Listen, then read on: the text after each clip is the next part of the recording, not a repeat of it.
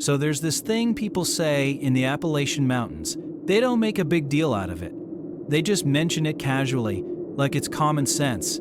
If you hear someone whistling in the woods at night, don't whistle back. I didn't really understand why until it happened to me. My grandfather lived way up in the mountains, completely alone. When I'd visit, he'd always tell me the same thing before sunset. Once it's dark, stay close to the house. And whatever you do, don't answer sounds. I thought he meant animals. Years later, after he passed, I went back to his cabin to clean it out. I stayed overnight because driving back in the dark felt worse than staying there. Everything was fine until around midnight. That's when I heard whistling. Not loud, not creepy at first. Just casual, like someone wandering around outside passing time. I remember thinking, that's weird. There's no one out here. Then the whistling stopped. A few seconds later, it started again. Same tune. Closer. That's when my grandfather's warning finally clicked. I froze, didn't move, didn't breathe properly. Then I heard footsteps in the leaves.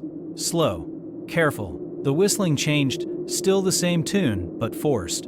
Like someone practicing being human. I peeked through the window. There was something standing at the edge of the trees. Tall, too thin. Its arms hung strangely low. It wasn't looking at the cabin. It was listening. Then I heard my own voice, perfectly copied, calling my name from the dark. I stayed silent until morning. When the sun came up, the woods looked normal again. I left, ran away, and did not even clear my grandfather's stuff.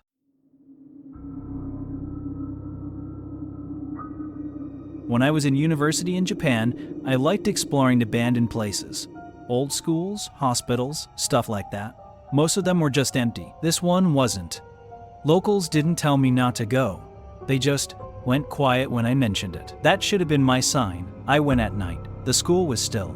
Lockers open, desks untouched, like people left in a hurry. As I was exploring and chilling, I heard footsteps upstairs and assumed someone else was exploring too.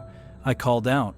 No response. I walked towards the corridor, and at the end of the hallway, there she was. I saw her. A woman standing with her back to me, wearing a red kimono. I went to her, thinking it's a girl who's probably scared. I asked if she was okay.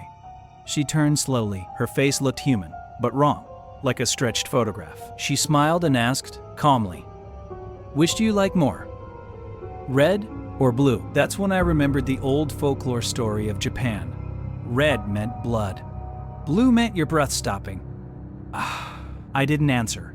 I ran. So fast, because my life actually depended on it. The hallway felt longer than it should have been. Doors slammed shut as I passed them. I heard footsteps behind me, but they weren't rushing. She didn't need to. I tripped. Everything went black. When I woke up, it was morning. I was outside.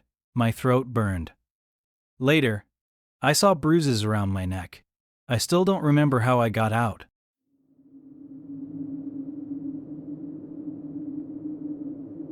In Scotland, kids grow up hearing about Black Annis. Parents use her to scare them into behaving. They say she lives in old trees, that she wears the skin of people she takes. I was hiking alone in the Highlands when the fog rolled in suddenly.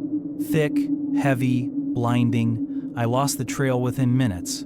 Then I heard breathing, not wind. Breathing deep and slow. I followed it, thinking someone else was lost. That's when I saw the tree. Massive. Hollow. Its bark torn away like something had peeled it. Something moved inside. A hand reached out first. Then, a face. It looked human once. Not anymore. Its skin sagged. Its eyes were too wide. Its mouth hung open like it forgot how to close. It crawled toward me. I ran. Behind me, something laughed. In the most scariest way, I burst through the fog and suddenly I was back on the trail. The forest went silent instantly. Later, villagers told me I was lucky.